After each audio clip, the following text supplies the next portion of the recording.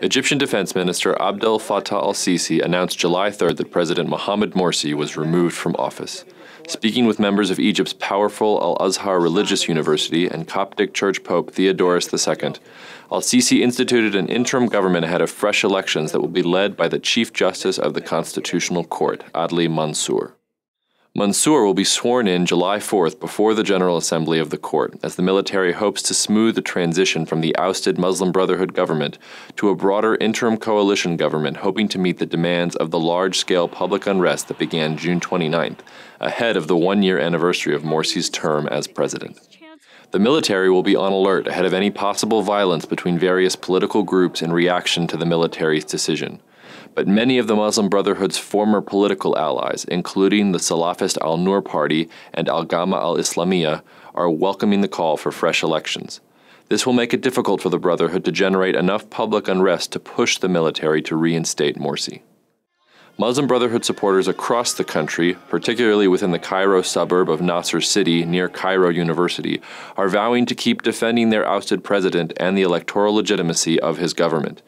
Tensions have remained high for several days, and both opposition and pro-Brotherhood protests retain large numbers of people on the street. The question now is one of the Muslim Brotherhood strategy moving forward.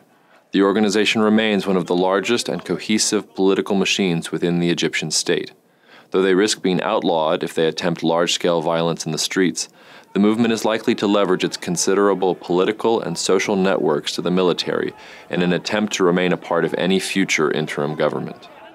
Egypt's long-standing structural economic issues remain, and part of the Muslim Brotherhood's political success stems from their bread distribution schemes and social outreach programs.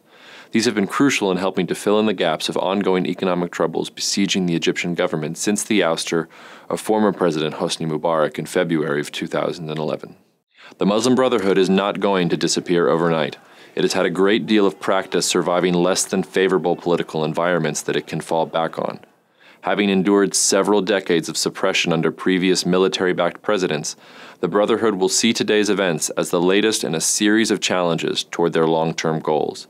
Today's coup has reset the political gains the movement has made in the past year, but Egypt's considerable economic and political challenges play to their strengths, and we should expect Egypt's Muslim Brotherhood to try and leverage their time-tested tactics to regain some of their political footing in the short term.